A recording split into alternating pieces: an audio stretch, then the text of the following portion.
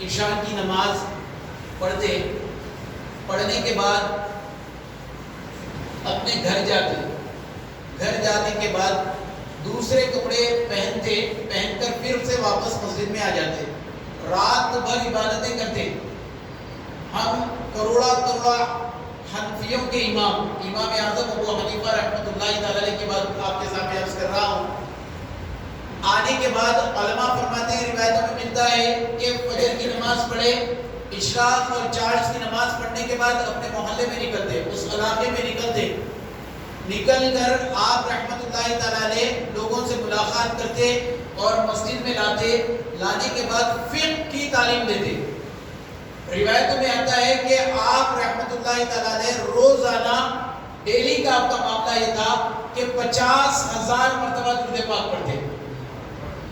سبحان اللہ، پیارے محترم سے 50,000 مرتبہ کتنا عظیم معاملہ ہے، سوچے آپ کتنا وقت لگے گا۔ تو آپ رحمۃ اللہ تعالی علیہ کا معاملہ ہوتا کہ آپ درود پاک میں مصروف رہتے۔ تو ایک مرتبہ اللہ کے رسول مقبول بی بی آمینہ رضی اللہ تعالیٰ عنہ کے باغ کے مہکے میں قبول صلی اللہ تعالیٰ علیہ وسلم کے صحابی حضرت کعب الاحبار رضی اللہ تعالیٰ عنہ سرکار مدینہ صلی اللہ تعالیٰ علیہ وسلم کی بارگاہ بیدس فنا میں حاضر آئے، عرض کرنے لگے، یا رسول اللہ، میں دن کا کون حصہ آپ پر درود پاک پڑھ کر خرچ کرتا ہوں، کیا یہ میرے لیے کافی ہے؟ تو آپ صلی اللہ تعالیٰ علیہ وسلم نے فرمایا، اگر تم اس سے بڑھا دو گے تو تمہارے لیے بہتر ہوگا۔ پھر سے آپ رضی اللہ تعالیٰ نے عرض کی، یا رسول اللہ صلی اللہ تعالیٰ علیہ وسلم، میں دن کا آدھا حصہ آپ پر درود و خوانی میں مصروف کر دوں گا، تو یہ کیا یہ میرے لیے کافی ہو جائے گا؟ تو آپ صلی اللہ تعالیٰ علیہ وسلم نے فرمایا، اگر تم اس سے بھی بڑھا دو گے تو تمہارے لیے بہتر ہوگا۔ تو آپ نے عرض کی، یعنی حضرت کعب الاحبار رضی اللہ تعالیٰ نے عرض کی، یا رسول اللہ صلی اللہ تعالیٰ علیہ وسلم، میں دن کا کون حصہ آپ پر درود خوانی میں مصروف کر دوں تو کیا یہ میرے لیے بہتر ہوگا؟ تو پیارے محترم سرکار مدینہ صلی اللہ علیہ وسلم نے فرمایا، اگر اس سے بھی بڑھا دو گے تو تمہارے لیے بہتر ہوگا۔ تو آپ رضی اللہ تعالیٰ کعب الاحبار رضی اللہ تعالیٰ نے عرض کرنے لگے، یا رسول اللہ صلی اللہ تعالیٰ علیہ وسلم، تمام فرضوں کے بعد جو میرے پر فرض ہے، وہ فرض نمازوں کے بعد میں آپ صلی اللہ تعالیٰ علیہ وسلم آپ پر یا رسول اللہ درود پاک پڑھنے میں خرچ کر دوں گا، تو کیا یہ میرے لیے کافی ہو جائے گا؟ تو آپ صلی اللہ علیہ وسلم نے فرمایا کہ تم ایسا کرو گے تو اللہ عز و جل تمہارے دونوں آنکھوں کے درمیان لکھ دے گا کہ یہ بندہ جہنم اور نفاق سے بری ہے۔ کسی عاشق نے کیا خوب فرمایا، اگر کوئی اپنا بھلا چاہتا ہے، اسے چاہے جس کو خدا چاہتا ہے، درود ان پہ بھیجو، سلام ان پہ بھیجو، یہی مومنوں سے خدا چاہتا ہے۔ تو ہمیں چاہیے جتنا وقت مل جائے، ہم اگر اپنے کاروبار کے لیے جا رہے ہیں تو پیارے اور محترم مسلم بھائیوں، آپ کے سامنے الحمدللہ عصر کی نماز الحمدللہ پچھلے 4 اتواروں سے یہاں پر ہو رہی ہے، 2 مہینوں سے الحمدللہ عز و جل۔ تو درس ہوتا ہے، آپ فیضان سنت 200 پیج نمبر نکال لیجئے، نکال کر آپ دیکھیں آپ کے یہاں پر جو دعوت اسلامی کا کام ہو رہا ہے، پیارے محترم نے جو فیضان سنت جس نے لکھا، امیر دعوت اسلامی حضرت علامہ مولانا محمد الیاس اتار قادری رضوی ضیائی صاحب قبلہ دامن برکاتہ اللہ علیہ کا لکھا ہوا ہی کتاب ہے فیضان سنت۔ تو پیارے محترم میں 200 پیج میں آپ پہلے سے 40 حدیث پاک لکھے ہوئے ہیں، اس میں ایک حدیث پاک اس طریقے سے ملتی ہے، جو بندہ روزانہ 50 مرتبہ درود پاک پڑھے گا، آپ صلی اللہ علیہ وسلم نے فرمایا بروز قیامت میں اس سے مصافحہ کروں گا۔ اب بولیے، جس سے سرکار مدینہ صلی اللہ تعالیٰ علیہ وسلم کا مصافحہ ہو جائے، کیا وہ جہنم میں جائے گا؟ تو پیارے محترم نے دعوت اسلامی یہی چاہتی ہے، آپ سے دعوت اسلامی کے لیے آپ کا سپورٹ ہونا ہے۔ آج دیکھیں پیارے محترم نے مسجد اقصی ٹپا چبوترا نٹراج نگر ہے، وہاں پر پیارے محترم میں 7 دن کا نماز کورس چل رہا ہے، 7 دن کا، اس طریقے سے 80 شعبوں میں 80 کاموں میں دعوت اسلامی پیارے محترم سے بھائیوں کام قیام کر رہی ہے.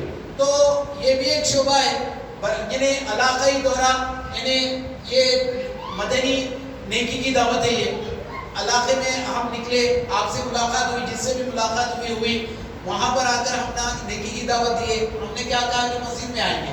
پیارے محترم مسلم بھائیو، دعوت اسلامی کا ایک مقصد ہے، دعوت اسلامی کا ایک مقصد ہے، مجھے اپنی، امیر اہل سنت نے کیا مقصد دیا، مجھے اپنی اور ساری دنیا کے لوگوں کی اصلاح کی کوشش کرنی ہے انشاءاللہ. کہہ دیجئے انشاءاللہ. کیوں؟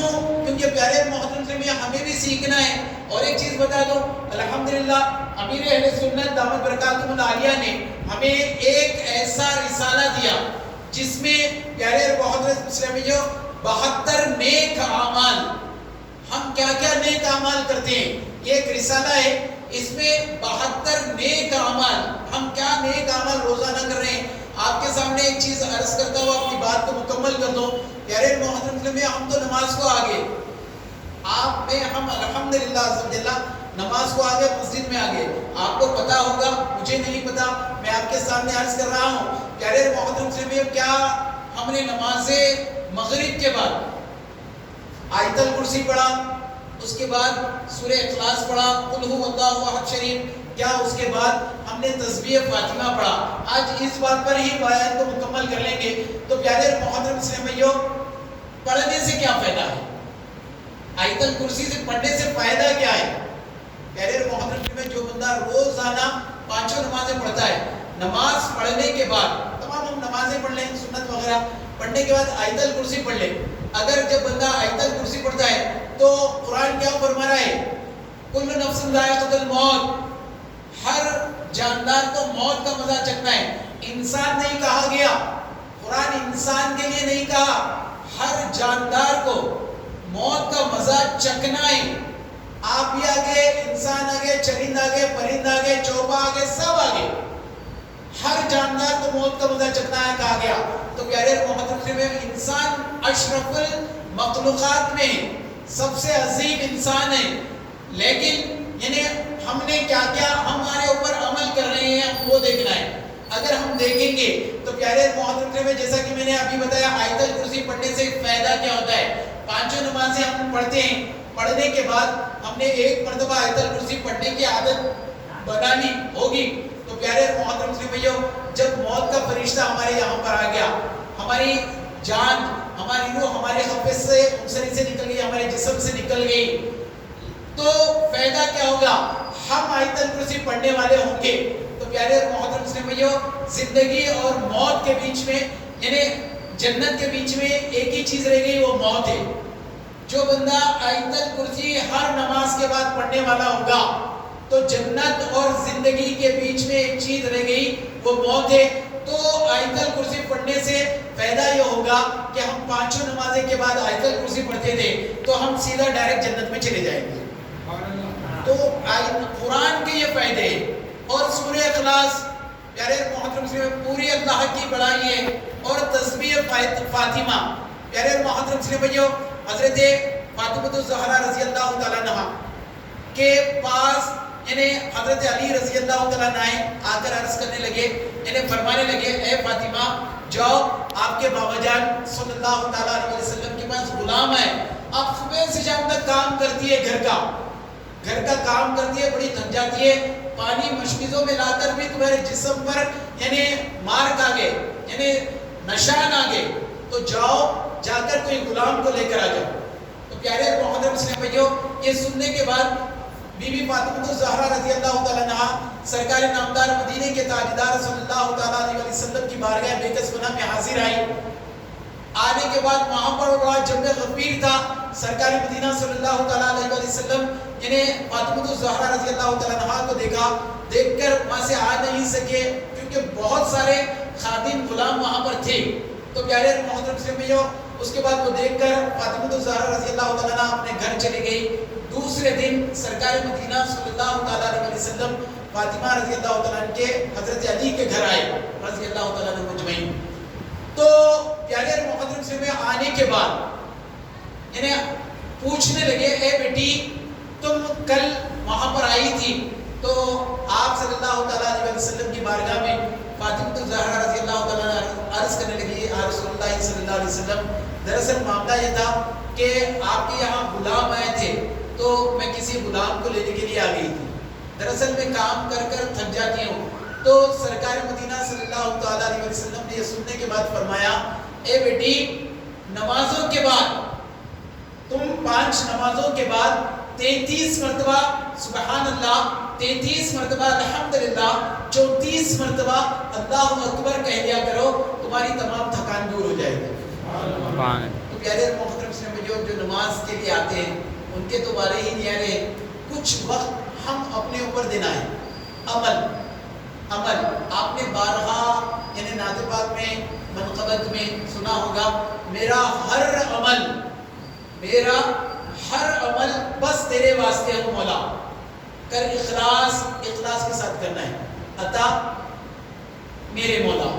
تو اخلاص کے ساتھ، کسی کو بتانے کے لیے نہیں، پیارے محترم سے بھائیو، ہم عمل دیکھیں آپ میں چل رہی ہے ہماری زندگی، کب ختم ہوگی ہم میں سے کوئی بتا سکتے ہیں؟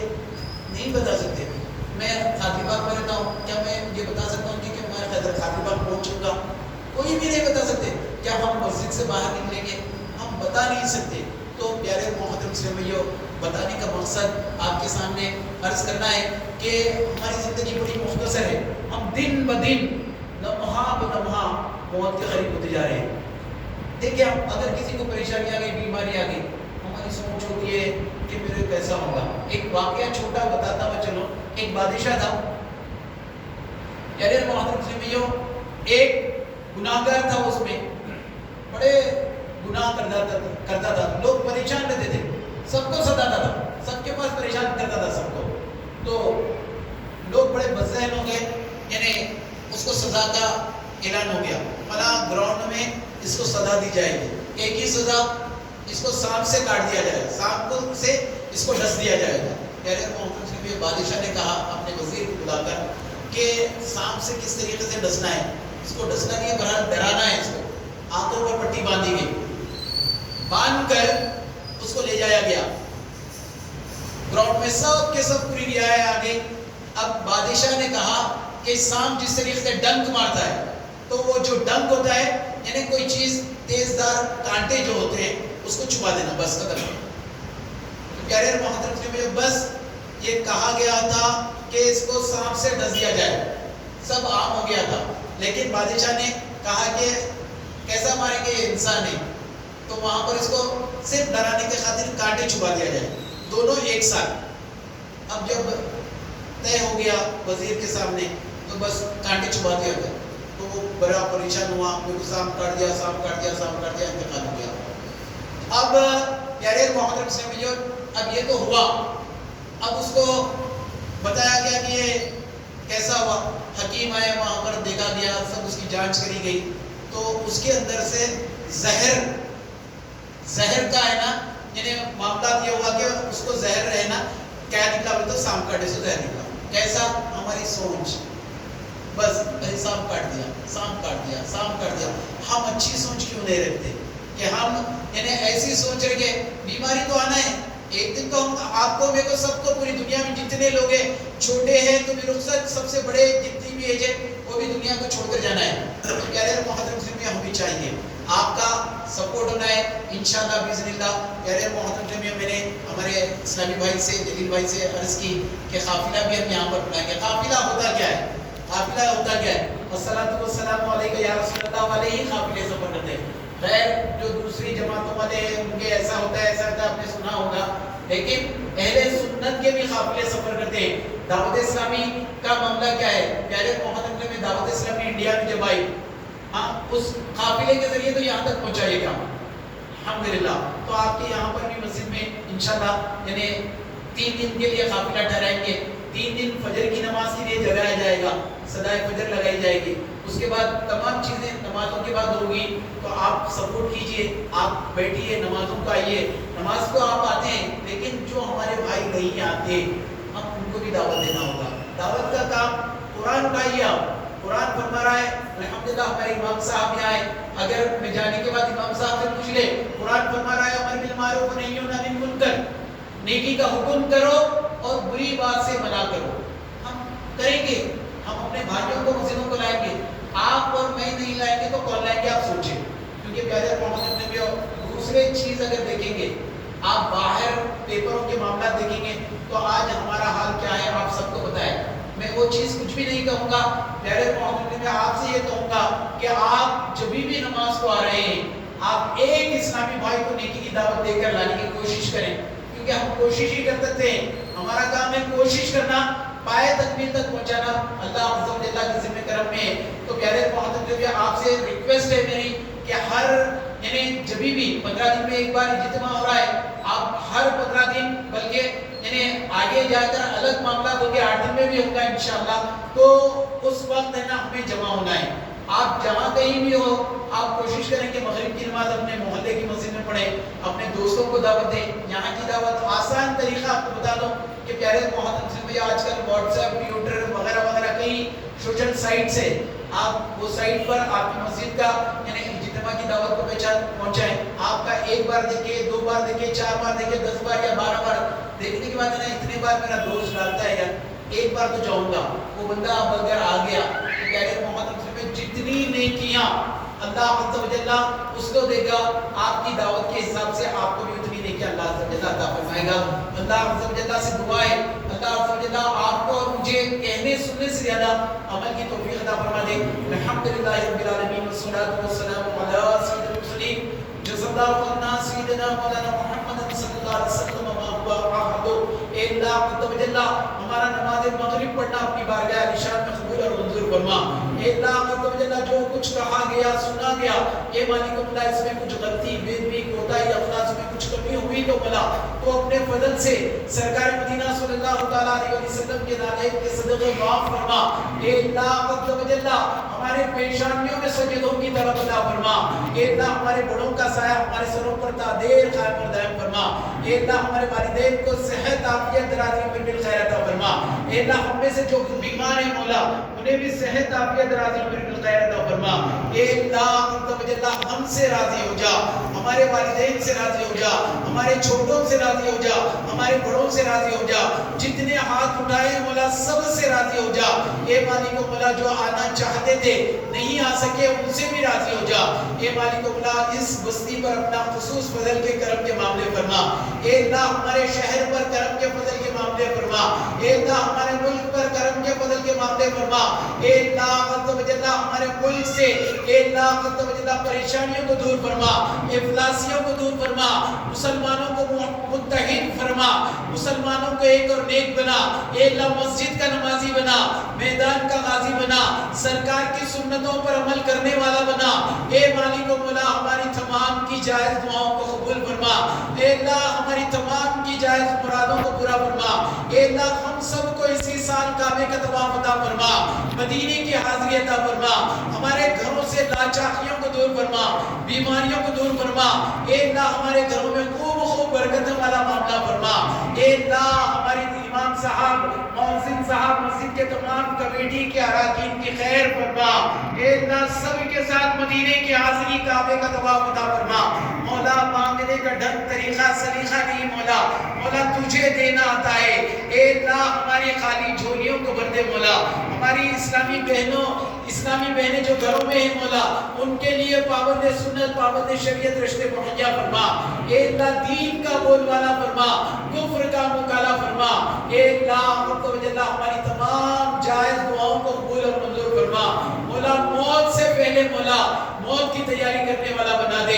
اے اللہ قبر کے گڑھے سے پہلے مولا اس گڑھے میں جانے سے پہلے مولا قبر کی تیاری کرنے والا بنا دے.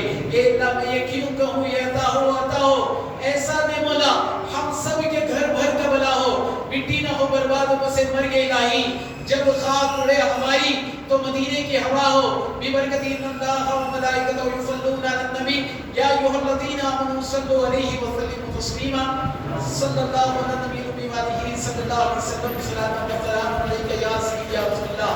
سبحان ربک رب العزۃ عما یصفون وسلام علی المرسلین والحمد للہ رب العالمین. حق لا الہ الا اللہ محمد رسول اللہ صلی اللہ علیہ وسلم. آپ سے ملاقات فرمائیں.